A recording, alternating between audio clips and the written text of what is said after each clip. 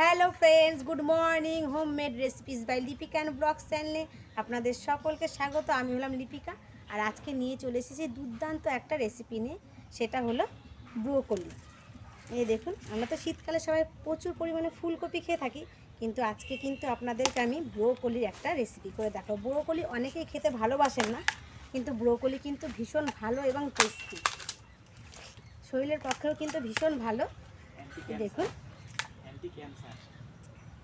কত সুন্দর লাগছে। এইটা কিন্তু আমার কেনা ব্রোকলি নয়, এটা আমাদের জমিতে চাষ করা ব্রোকলি। দেখুন কীরকম লাগছে দেখতে, দারুণ। তাই চলুন এটাকে কিভাবে রান্না করব আমি সেটাই আজকে আপনাদেরকে দেখাবো। সব কিছু গুছিয়ে বাইরে কাঠের উনুনে চলে এলাম। কড়াই আমি বসিয়ে দিয়েছি, কড়াই গরম হয়ে গেছে, দিয়ে দিলাম সর্ষের তেল। তেলটাকে ভালো করে সারা কড়াইয়ে লাগিয়ে নিলাম। তারপরে তেলের মধ্যে আমি দিয়ে দিচ্ছি সামান্য একটু লবণ। লবণটা দিলে কি হয়, আমি না এখানে তরকারির জন্য নতুন আলু নিয়েছি। নতুন আলুগুলো যাতে খুব ভালো করে মজে যায়, সেই কারণেই কড়াইয়ে আলুগুলো ছেড়ে দিলাম। ভালো করে আলুগুলোকে লাল লাল করে ভেজে নেব।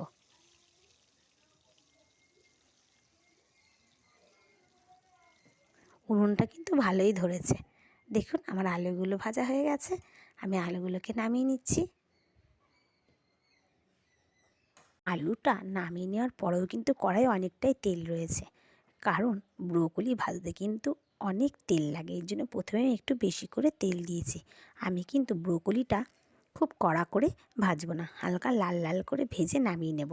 বেশি ভাজলেই কিন্তু ব্রোকলির যে গুণাগুণটা আছে সেটা কিন্তু নষ্ট হয়ে যায়। দেখুন ব্রোকলিটা আমার ভাজা হয়ে গেছে, আমি নামিয়ে নিচ্ছি। দেখতে পাচ্ছেন কড়াই একটুও তেল নেই, আমি সামান্য আর একটু তেল দিয়ে দিলাম। মশলা যখন কষানো হবে না, ব্রোকলি থেকে কিন্তু তেল বেরিয়ে আসবে যখন সব মশলার মধ্যে দিয়ে নাড়ানো হবে। আমি কড়াইয়ে তেলের মধ্যে দিয়ে দিচ্ছি একটা টমেটো কুচি। টমেটোটাকে আমি ভালো করে নাড়িয়ে চাড়িয়ে নিলাম।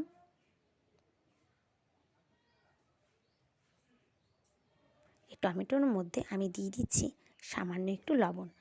এই টমেটোর মধ্যে যদি সামান্য একটু লবণ দিয়ে দেওয়া যায় না, তাহলে না টমেটোটা খুব ভালো বয়েল হয়ে যায়। দেখুন কি সুন্দর বয়েল হয়ে গেছে। এবার দিয়ে দিলাম পেঁয়াজ বাটা। আমি এখানে দুটো মিডিয়াম সাইজে পেঁয়াজ নিয়েছিলাম।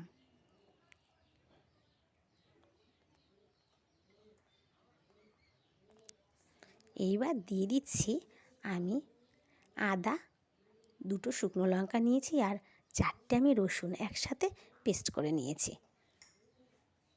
সব মশলা একসাথে মিশিয়ে দিলাম। এইবার দিয়ে দেব পরিমাণ মতো হলুদ,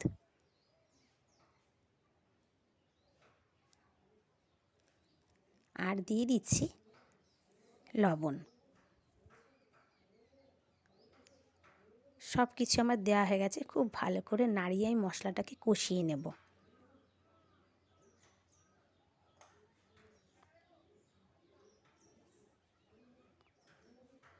মশলাটা দেখতেই পাচ্ছেন ভালো কষানো হয়ে গেছে, আমি নাড়িয়ে নিচ্ছি আর একটু। এইবার দিয়ে দেব মশলার মধ্যে ভেজে রাখা আলুটা, আর দিয়ে দিলাম ব্রোকলি ভাজাটা। সব কিছু দিয়ে আমি আরও কিছুক্ষণ এটাকে নাড়িয়ে মশলাটা সবজির মধ্যে মিশিয়ে দেব, যাতে সব কিছু ভালো করে একসাথে মিশে যায়। দেখুন আমার সব মোটামুটি কষানোটা হয়েই গেছে। আমি কষানো তরকারিটার মধ্যে দিয়ে দিলাম সামান্য একটু জল। জল দিয়ে আমি আরেকটু নাড়াচাড়া করে নেব, কেননা ব্রোকলির যে ডাঁটিগুলো রয়েছে না, সেগুলো কিন্তু একটু শক্ত শক্তই হয়, ঠিক ফুলকপির মতো। আর আলু যেহেতু নতুন, একটু তো টাইম লাগবে। আমি এবার একটা থালা দিয়ে এটা ঢেকে দিলাম। থালা দিয়ে ঢেকে দিলে না বয়েলটা খুব ভালো হয়। এবার আমি ঢাকনিটা খুলে নিচ্ছি। মোটামুটি অর্ধেক বয়েল তো হয়েই গেছে। এবার একটু নাড়িয়ে চাড়িয়ে দিয়ে দিচ্ছি তরকারিতে জল। যেহেতু বয়েল আগেই হয়ে গেছে কিছুটা, আমি সেই বুঝে পরিমাণ মতনই জল দিলাম, যাতে তরকারিটা কষা কষা নামানো যায়, পুরো গা রসা থাকবে। সব মশলাটা আমি ভালো করে ঝোলের মধ্যে মিশিয়ে দিলাম। দিয়ে আমি এবার দেখতে পাচ্ছেন খুন্তি দিয়ে দেখলাম একটু বয়েল হয়ে গেছে, থালা দিয়ে আবার ঢেকে দিলাম।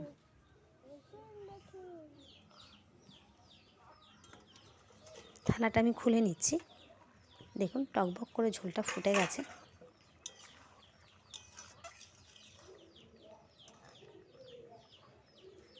বয়েল হয়েই গেছে, ডাঁটিগুলোও বয়েল হয়ে গেছে, আলুও বয়েল হয়ে গেছে।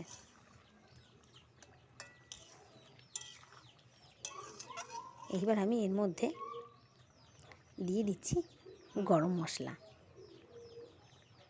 গরম মশলা দিয়ে আমি একটুখানি নাড়িয়ে চাড়িয়ে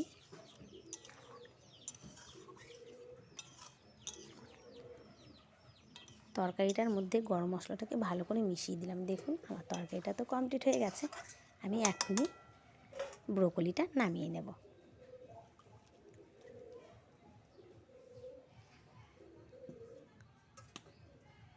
কমপ্লিট হয়ে গেল আমার ব্রোকলি রান্না করাটা। কড়াইয়ের থেকে মশলাটা ভালো করে খুন্তির সাহায্যে তুলে নিলাম।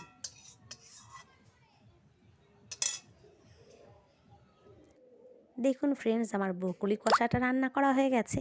আপনারা বাড়িতে এইভাবে ব্রোকলি কষা রান্না করে ফেলুন। আশা করছি আপনাদের ভীষণ ভীষণ ভীষণ ভালো লাগবে।